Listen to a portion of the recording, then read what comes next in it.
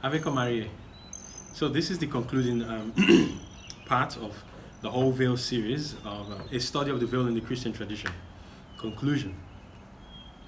How and when to use the veil today by Donald P. Goodman III. The ideal situation. What then are the practical implications of this historical study of the veil in the Christian tradition? Can this ancient and admirable tradition, so adamantly insisted upon by the fathers and doctors of the church, have any relevance in this thoroughly pagan age? The ideal implication of this doctrine, of course, is the full restoration of the veil among all Catholic families. The importance which the great minds of the church have attached to the veil throughout history strongly invites us to restore such customs. All women should have a covering on their heads at Mass and other religious ceremonies in the sacred building. Otherwise, we are being unfaithful to the Christian tradition and also unfaithful to the apostle who first commanded it. Would it be necessary for a woman to cover her head all the time? Based on the studies we presented before, this would seem normal in a Christian civilization. But alas, these times have passed. Progressivism has gained control of the church and convinced Catholics to adapt themselves to the modern world. This is in fact what they did. Unfortunately, we live in days where only Muslim women still wear veils all the time. So until we are in conditions where this situation might change, what would seem appropriate for Catholic women to do?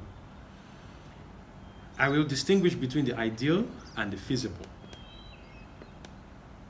Ideally speaking, for women, it would not seem to be necessary to follow the custom of the veil in its patristic rigor. While some fathers who spoke on the topic seem to advise always keeping the hair covered when in public, their justification for this can be differentiated from the justification of both the apostle and the medieval thinkers. While the fact of a woman having something over her hair is always justified by the divine analogy of Christ to the church and God to man, the fact of a woman having her hair tightly bound was justified as a prevention of lustful behavior. These rationales are clearly different and therefore require a different approach. In the realm of principles, the divine analogy remains valid. The symbolism that represents it must be maintained. This is the explicit command of St. Paul in the scriptures and therefore of God himself, as well as the primary intention of the fathers and the doctors of the church. So the requirement of women having something on their heads, at least in the ideal world of a rebuilt and united Christendom, should not be abrogated. That means it should not be ended. It should continue. The justification of prevention of lust may not, however, be so stringent. These prescriptions of the fathers may well have been due to the constraints of time and place rather than the universal truths of God and man, as the apostles' law is. Perhaps this looseness of the hair had been adopted as a sign of the pagan resistance to the Christian moral law. Perhaps there was simply a great cultural sensitivity to women's hair in the patristic age. Whether or not this strict rule must be applied then depends upon the examination of the conditions of our own time, taking always the wisdom of the church as our guide. A practical solution. What part of this ideal may be put into practice in our days? We do not live in a rebuilt and united Christendom. In fact, we live in a degraded and dead or nearly dead Christendom, which is showing no immediate signs of revival. As the world descends back into pagan chaos, how can this Christian doctrine of the veil be implemented in the daily lives of the faithful remnant? To begin with, there can be no real reason for a failure to implement this custom, at least within the confines of a church. In church, at least, the great truths of the faith are still recognized by some, and the symbolism of the veil will be neither lost nor misinterpreted as an attempt to be holier than thou, except perhaps by those of bad will, who resent anyone who attempts a greater conformity to Catholic tradition than they themselves. Furthermore, wearing the veil within a church is within even a clear and uninformed reading of the veil text, as we saw in the previous article. The wearing of the veil in such context is therefore, even according to those who might disagree with the tradition outlined in this series, simply an exercise in obedience to Holy Writ, and can be opposed by no one of goodwill. The further extension of the Catholic veil should, from this stage, be natural and organic. As familiarity with the custom becomes better known, Catholics may come to know the whole tradition and begin following the custom even outside of sacred buildings. Even should Catholics fail to do so, the natural desire of any sincere Christian to bring the beautiful symbolism of the liturgy into daily life will result in many women choosing to extend the custom of the veil or other head covering on their own volition, by their own free will, which many women are doing, and which hopefully this series is helping many women do, because some women send me messages, and yeah, I find that by God's grace, these videos I'm doing are encouraging women and helping women to veil. And hopefully now I'm making videos, it will be more intimate and more up close for women. Okay.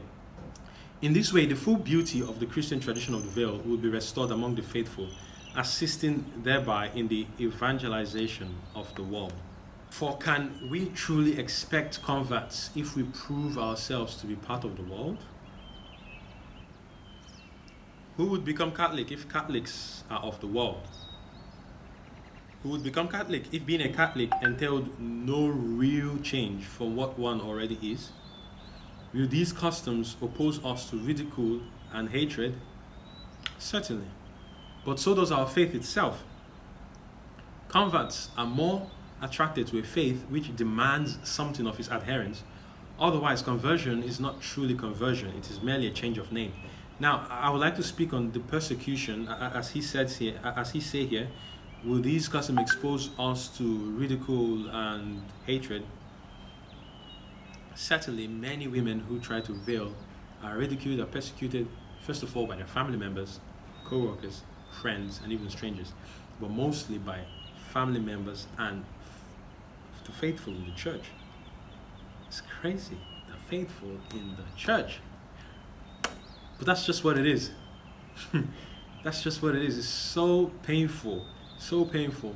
That's not the case in Nigeria, in my country, but I hear this from a lot of women in the West. In my country, it's still reasonable to veil, so it's not out of place. So we are still keeping the tradition, in a sense, you know. Yeah, but many women complain about this persecution. I remember a lady in Austria who told me her priest persecuted her. He said, "Why are you looking like a Muslim?" Like, dude, I'm just trying to cover my hair in church. So that's the level of persecution that these women face, and I try my own part to encourage them whenever I see them, and I hope God grants them the gift of the Holy Ghost, or the fruit, can't remember which one, of fortitude, so that they stay strong on this tradition. In 100 years' time, everyone will be doing it. I believe so. Every woman. Okay, we continue. The veil is an authentic and beautiful part of the Catholic tradition, proclaiming numerous and lofty aspects of our holy religion and providing a noble and obvious sign of contradiction to the world that so hates the message which our God has brought forth for us. The very existence of the natural hierarchy, the acknowledgement that God is above man, has vanished from our culture. Everywhere, the assertion that all men are equal triumphs. The veil shows our opposition to the world and to the libertine ethos which modernity has made triumphant. The dominating forces of feminism, pantheism, hedonism, and egalitarianism all receive a standing rebuke from the simple fact of a Catholic woman putting a covering upon her blessed and noble head. The veil is a beautiful and worthwhile custom. It ought to be preserved where it exists and restored where it does not, and thence extended to its proper and full practice throughout the entire Catholic world. Finally, that's the end of this veil series. That doesn't mean that will be the end of I talking about the veil. You keep seeing videos concerning the veil once in a while, but now I'm free to talk about a lot of other topics concerning the Catholic life. But thank you so much for going through this with me, listening to this, and may God bless you. Ave Maria.